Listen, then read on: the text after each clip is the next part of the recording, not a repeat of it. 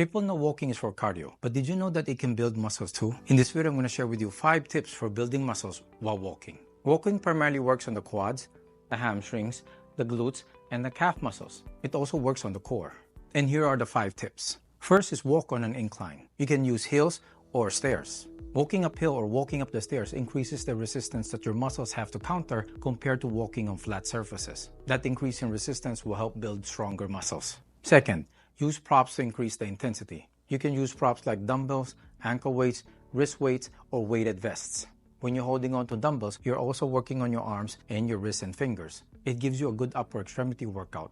I like using weighted vests because it mimics the weight of your body more naturally, because the weight is around the trunk, which is where our center of mass is located. You can also use ankle weights while walking. There are a couple considerations that I want you to keep in mind. First is if the ankle weights are heavy, it may cause you to trip. So be very careful. Another consideration is if you're using ankle weights, it causes a distraction on your leg.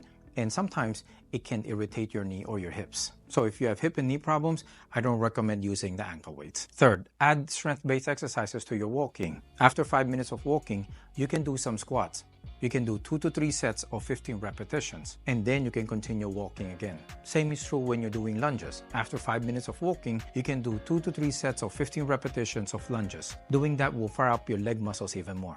If you found these tips helpful so far, don't forget to subscribe.